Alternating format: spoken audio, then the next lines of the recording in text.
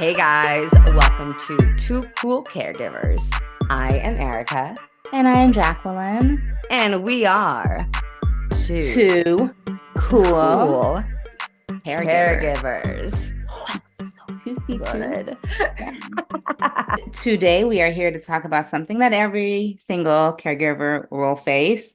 And that thing is everyone's least favorite thing as well. And it is loss. Meow, meow. Loss fucking sucks. You make And loss hilarious. loss fucking sucks. But when we're talking about it, you're not going to feel that way at all. And the thing with loss and caregivers is the loss that caregivers feel is a special type of suckiness because it is a persistent grief that usually starts well before our loved one has actually passed on. So whether you're experiencing that daily grief of watching someone slowly slip, or you're grieving them after they've already passed on. There is a lot to be said about missing someone. But before we get into all that fun stuff, it's been a minute since we talked. So we just want to update you guys on where we're at in our lives. Jacquelyn, how's your life? I was going to ask you first. How dare you?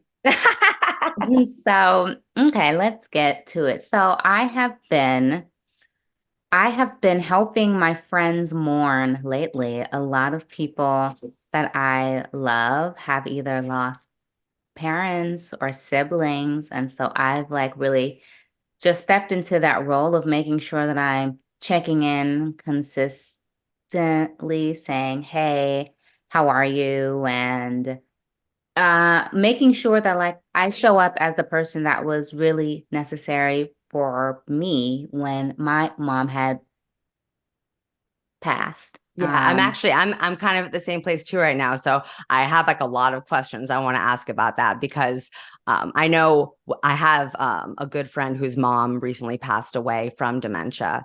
When that happened, your caregiver brain, something clicks and you just instantly want to go into protection, embracing friendship overdrive mode, you know? I Mhm. think that in your case, you've been a caregiver for not one but two family members, both of whom you've watched pass on. Yeah. So you have how do I phrase this?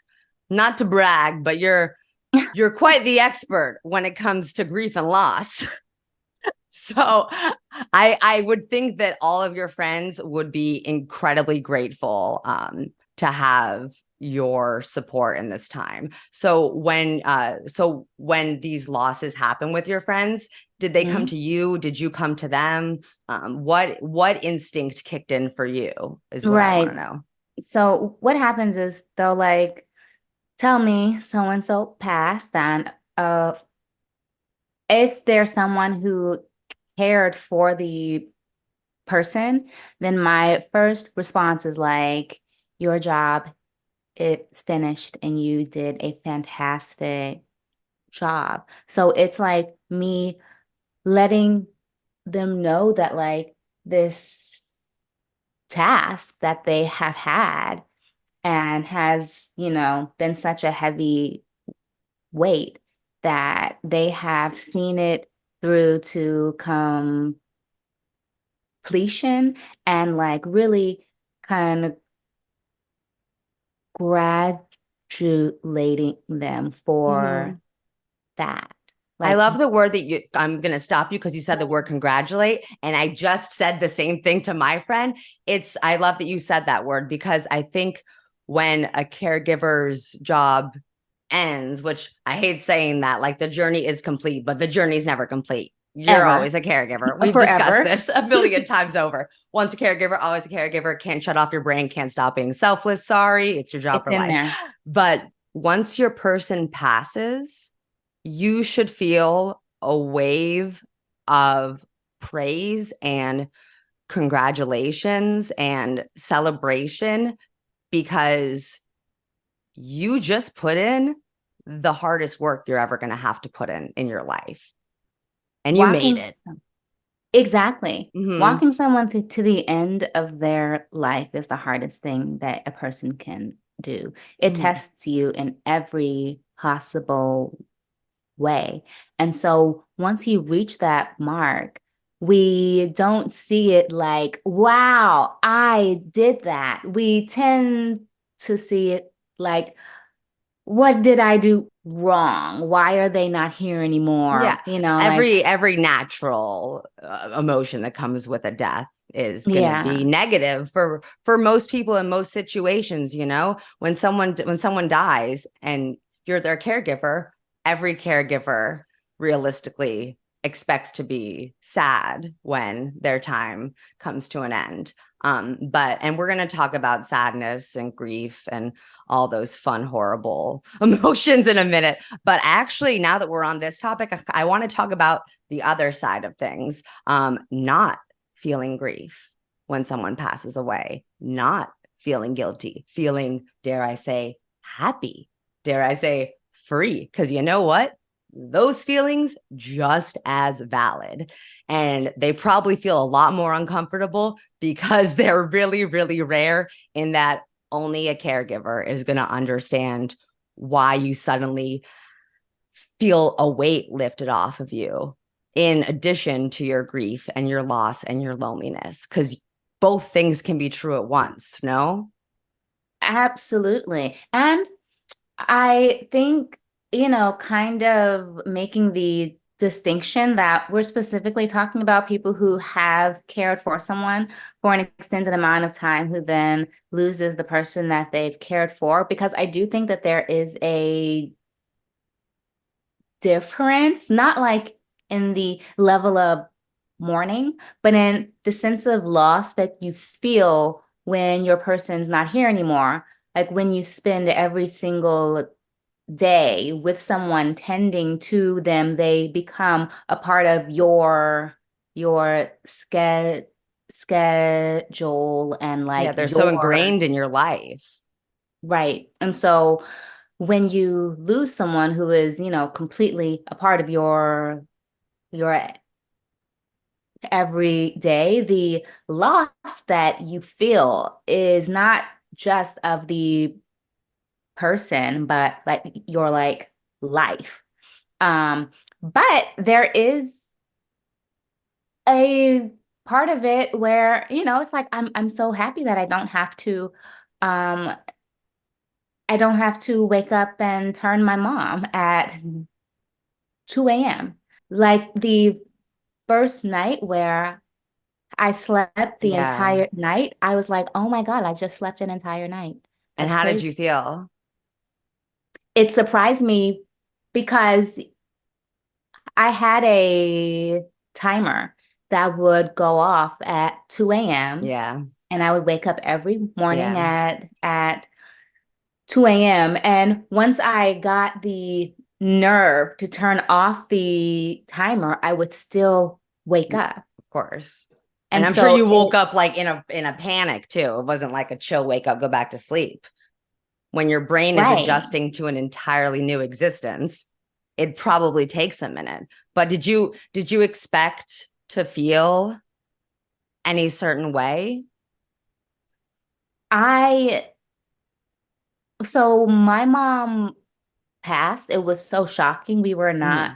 expecting it. She was dancing one week and then the next, like not okay. And No. we were like, what happened? It was so sudden. Mm-hmm. And so I think it took me a while to get past the shock of it. Of course. And and then once that happened, I was sort of like, what do I do with myself now? That's the And I think, question. right. And when you don't have much to do and you're mourning, your thoughts can just take over. Like which you, which is usually not a healthy thing. right, Unless right. you got those pristine thoughts. Don't have an idle mind. It'll drive you mad. Um, And so it was a roller coaster. And to be completely honest, that first year was a roller coaster. And I don't know if there's a way to like make it not hurt as much, but it is like there are people who hide from it, who do more work, and Mhm. so they don't have to process it at all. But I think that that just means that it'll pop up later on. Yeah. And so I I mean, I think think we I can just took all that. we all recognize that there are certain things we either do that make us uh feel better, or certain things that we do and dwell on that don't make us feel better any quicker, you know? Were there certain thoughts or mind frames that you would get in that you noticed would help your happiness Ah, or that hurt would your help my happiness? happiness. So one thing that I think that helped me was like I made a list of all the things that I now could do. Like, okay, now that I'm not caring for her, I can hop Bro, on a plane and I can, blah, blah, blah, blah, blah. I I wasn't love necessarily, that. yeah. I So like, love that. And I bet it was a long list too. it was a long list, but also at It was that like, moment, I eat was like, breakfast. I make my own and then eat it and not have to like worry about sit on hold while scheduling appointments, not have to talk to social security anymore. All that sort of Yeah. stuff. But To only be responsible for yourself is a massive change, a it massive is. change. And it's not always a fun change. Um, Which I is think I appreciate you saying that, because as someone who is currently caregiving, and I know I'm sure you were in this position too, especially when you're going through like those more difficult, trying times. You definitely, those are the times I notice my mind drifting and daydreaming. What if I was drunk in Hawaii right now? What mhm. if I could take a mini road trip? What if I could just take a fucking shower right now and eat a goddamn sandwich? You know, so during our caregiving journey, we all think of what we're going to do after. We all make these grand plans. But I know in the back of my mind, at least, I have a huge fear of when that day comes and I have to actually tackle those plans, because I don't know if my loneliness will get the best of me. I don't know if I will have the same drive and initiative to accomplish things when I'm doing them for myself as opposed to my mom, you know? But so when That that day came and you did have that list in front of you, what was your mindset? Where were you at? I didn't want to get on a plane. I wanted to stay in the house, the same house that I cared for my mom in, and just wallow in it. And that's kind Mm-hmm. of what I allowed myself to do. Once year two came, I Mm-hmm. was like, okay, like let me plan a trip. Let Yeah. me take a solo vacation. Yeah, for And that was sure. when I was really able to explore and like figure out who I am all over again. But Mm-hmm. year one, I was just sobbing. Why? Why is this? Why did my mom? Who am I now? Just Yeah. completely lost and like I had completely forgotten what my favorite food is because I would always eat hers. Right. And so like it's a whole reacclimating to who you are all over Yeah. again. And that may take some time. And Yeah, so so give let's look yourself at some what time. that process actually looks like, because I mean, that's a big thing. So when you're trying to undertake something that big, where do you turn, like in your life? Who are the people in your life who you turn to for those things? The people who you know are going to grab you out of it. Caregivers. Thank you. I I have to was be hoping honest. you would say that. Uh-huh. No, yeah. People who haven't gone through this experience don't have the patience or the I don't Understanding. know, emotional dexterity Oh, I to like like that. handle like the continual mourning. Yeah. But Or like they just don't the uniqueness of the situation. For example, my good friend, her who I said her mom passed away from dementia not too long ago. Um, when her mom passed, I went over to her house. We instantly connected, and we talked, and the first thing she said to me was, I am so glad you're here. You're the first caregiver I've spoken to since my mom died. And I have been dying to just talk about how excited I am with someone and not look fucking crazy. And I'm Mhm. like, yes, girl, I get you. And it's such a unique experience, the emotions of loss that we feel every day, and that we feel when someone passes, because it's not always all sadness, especially in my friend's mom's case. She was hurting for a very long time. She was struggling for years. And I know that they haven't been able to have verbal connections for years. They haven't had conversations for years. I personally know what that is like with my mom, who has frontotemporal dementia. Her verbal skills have decreased exponentially. Watching someone slowly decline and experience pain is also so exhausting. You're watching someone like know that Yeah. they're losing the battle of life. And what happens is you end up grieving every day because of that. You're watching someone essentially slowly die every day. And when my friend's mom passed, when I was talking to her, I was asking, how are you grieving? How are you holding up right now? And she's like, Erica, like I've been grieving for years. I think I'm done grieving. I think I finished grieving a long time ago. And it's sad how completely true that can be for someone Yeah, who is watching someone slowly slip. Oftentimes we we grieve for years, before they even absolutely. pass. And in Absolutely. that time, I think hopefully we learn a lot of coping skills, a lot of things that can help us along the way deal with that loss. It's fucking weird to be confronted with death every day.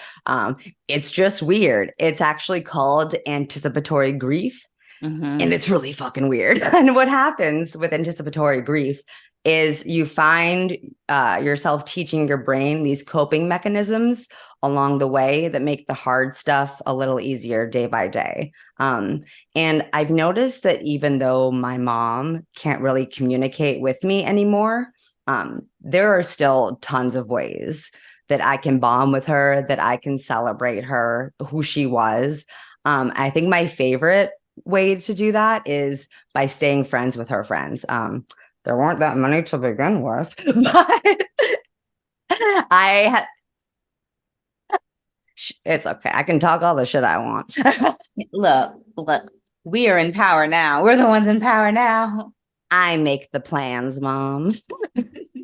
And so I actually have made a very good effort at staying friends with her old coworkers, her old childhood friends, friends of parents of me and my friends.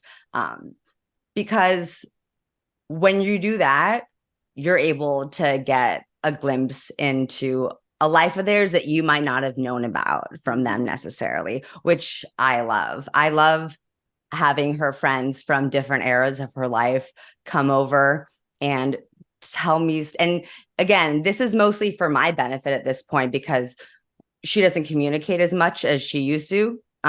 Before, her friends would come over and they would be able to relive the good old times. And it was incredible for her.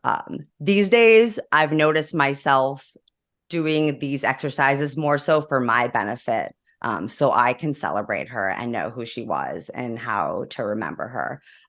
My one of my favorite things is an old childhood neighbor of my mom's from Chicago came over when she was in town one day, and she did this incredible helpful thing. Aside from her presence just being incredibly helpful, she drew a little map of their neighborhood they grew up on, and she wrote down the names of everyone who lived on the street. And it became like such a clutch thing to have to pull out with my mom, and I could be like, do you remember the Levine family? And then she'd be like, oh my God, the Levine. And I would name all the Levine family members who lived across the street. And it would just brighten her up so much, and it made me so happy. And my other favorite tidbit from that is my friend's mom told me that her nickname when they were growing up, that she used to call her to tease her, was Robin No Breasts, which is like the laziest nickname ever. I love it. Try a little harder, guys. Come on. Right? Robin No Breasts, no effort. I love it. But I would call her that and she would crack up. And it made me so happy that I got little nuggets of that, of things from her past that I could use to brighten her day. And then along the way, when she lost the ability to communicate and share and bond and have those joys with me, I use those joys for myself. That is one of my coping mechanisms for all that anticipatory grief, because I know who she is from her, and having her friends close to me and her, staying friends with her friends has become such a wonderful way to know and celebrate who my mom was, retelling stories and reliving those memories together is it's the best. I've noticed, especially in those harder moments, those are the times that these exercises work the best for me, because retelling stories with her, reliving her old memories, talking about her accomplishments, her old job. She used to work at an inpatient eating disorder facility, and she literally saved like hundreds and hundreds of lives. And just getting to remind her of those things is such a good exercise in coping and celebrating your person. And I still like to tell her my accomplishments. I like to tell her things that are important to me, even if I'm not getting anything back, because I want her to know. I want her to know my joys. When I got married, I told that bitch like 50,000 times I was getting married. Like, that's literally all I said was about my wedding. And when the day came, she was present and it was incredible. And I get to have those memories, and I'm going to share those memories with her again and again until she's not here anymore. And when that's over, I will still have those memories and I will still get to celebrate her, So, Jacquelyn, I'm curious. So what have you done that's kind of helped yourself grieve? So I just wanted to say also that at your wedding, I had a moment with your mom also, and she Yes. seemed really like she was there and like She was knew there. that this was the day my daughter is getting married. And like I had walked to her and I held her hand and I was like she's your daughter is so beautiful and you did such a great job, and it was just a really lovely moment. Yeah, and I love that you did that, and getting to see so many of my friends like just to have that moment with her. Like, it was like Mhm. she was like the fucking godfather, dude. I loved it. I On the mean, day of her daughter's wedding. everyone's walking up, your daughter is amazing. Ah. We won't even try to do Italian I know. accents. Cut, Let's just stay cut. away from it. Please, let's recast that now. Gabagool.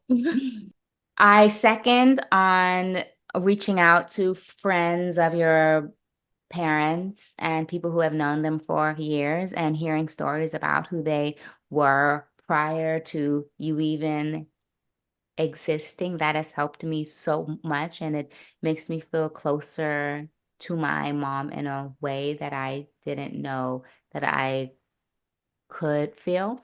But when I would experience anticipatory grief every month near the same time. And I was always like, why am I especially sad right now?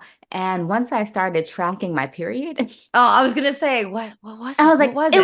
it's because I was Oh, ovulating. it's just you being a human. Got it.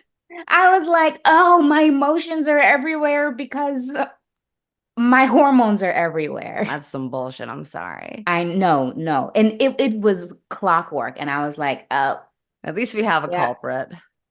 my cycle starts in a week. That's why. But like, even like me being aware of my own body and the cycles that I go through was really helpful and I like bet. me like don't overreact, like you're having a moment, write it out, or call someone up and just be like, I'm just really sad right now. Totally Mhm. okay, but know that this is a moment and it won't last for forever. Yeah, no, and reminding yourself, even when there isn't a period culprit, because I mean, it's great when we can blame it on that, but also we don't always need a culprit to feel feelings that we don't want to feel. Absolutely. Sometimes we could just feel them. I also just like really want to hold space for you. Like you're in the thick of it right now. Like you're currently caring for your mom, and that is an every day, every minute, every second. Mhm. Like it's something that you're living through day by day, and I really want to hold space for you because this is not for the weak, and you've No. shown up for years now.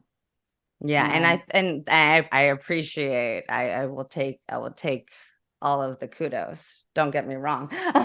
But yeah, no, I had a lot of moments of clarity that really put things to perspective recently. I actually just got back from a double caregiving duty. I had been in Las Vegas for the last month with my mom taking care of my grandma while she was recovering from a stroke in the hospital. Lucky bitch had her stroke in the hospital, which I have never heard of anyone doing before. that's the Like best when place she to told have me it. that, I was like, you know your body better than Mhm. any woman I've ever met. She was very confused why I was so excited that she had her stroke in the hospital. But they were able to give her a life-saving treatment that completely shrunk away the clot within 24 hours that you can only get if you get it within a certain time frame, like if you have a Wow. stroke in a hospital. So yeah, her body was hurting. She went to a hospital. As soon as she checked in, boom, happened. Know yourself. Know Know yourself. yourself and then trust yourself. Ah, that is a lesson in that for Yeah, but sure. so it was about a month of me, my mom, my grandma, and my uncle in a small hospital room and then a rehab center room uh, every day. And in that day, I think you really learn the value of a positive mindset and togetherness and celebrating what you can while you have it. While my grandma was recovering, like all I did was gas that bitch up about how well she was doing, how much she was killing it during her physical therapy or occupational therapy, how fucking skinny she was getting, Hey, how she my didn't, grandma would how love her that. face looked exactly the same. I was like, I promise you, your face has no paralysis. You look so beautiful. Oh, But yeah, no, I meant it. She really has no paralysis. It's incredible.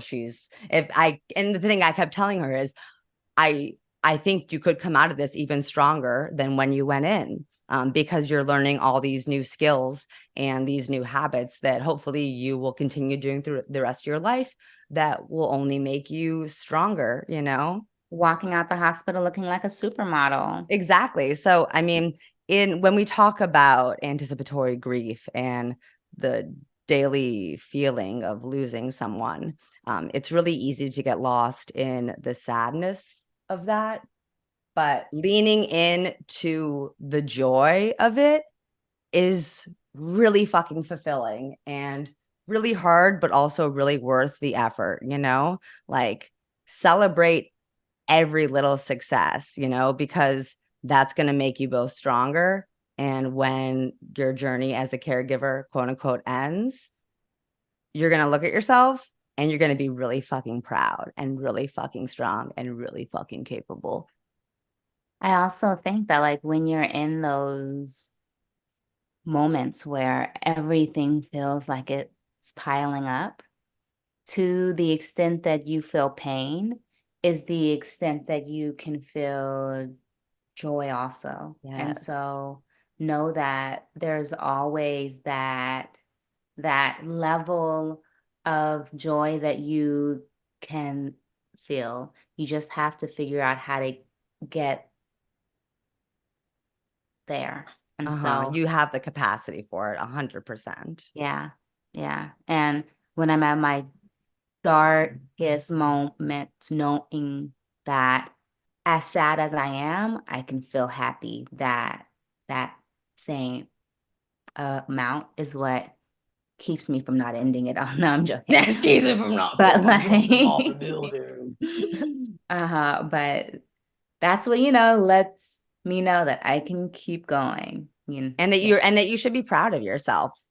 That's another constant reminder that I hope you give yourself a lot is just be proud.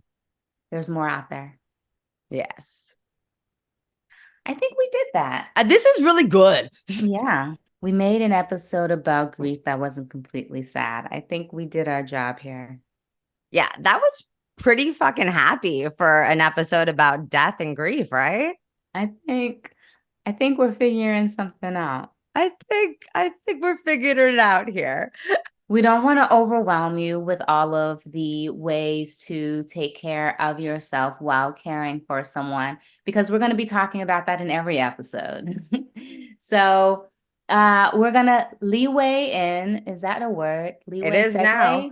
Yeah, we're going to segue into a little bit of what's going on in my life. I cared for my mom from 2016 until 2022, which is when she passed away. I cared for my grandmother for about 1 year and some change within that time as well. So I was taking care of two people at the same time, which was insane. But I had always been an aspiring TV writer, even prior to becoming a Mhm.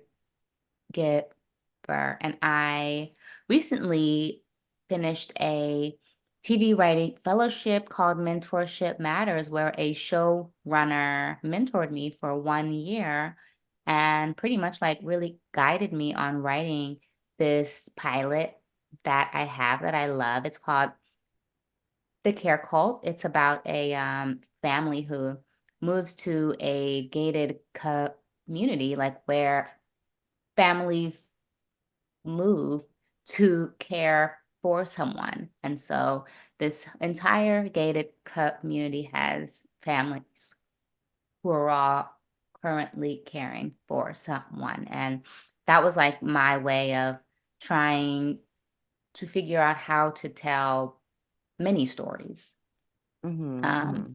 and I love it. And we're shopping it around and blah, blah, blah, blah, blah. But Man, I'm so excited for you. And the thing I love the most about it and about just you in general is how you carry caregiving with you in every part of your life in some fashion. Even though your caregiving journey is quote unquote over, as we say, you truly are a testament to the fact that the caregiving journey is never over because you carry that sense of wanting to help others, wanting to share your story, wanting to share and uplift other people's voices who have been through this, who are going through this. Like, you fucking care. And I love it.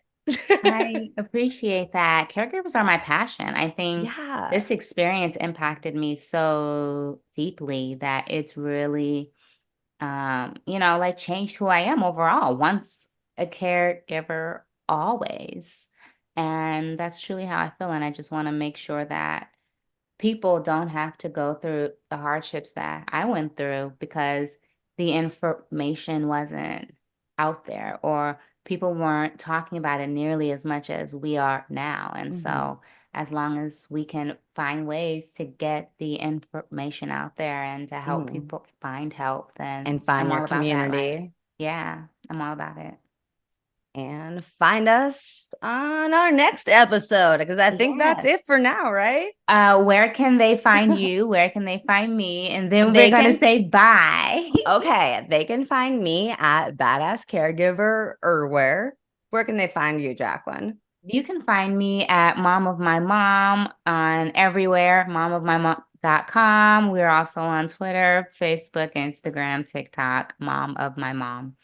So hit us up, say hi, make sure to follow, and also check us out on Two Cool Caregivers. Hello. So until next time, be cool.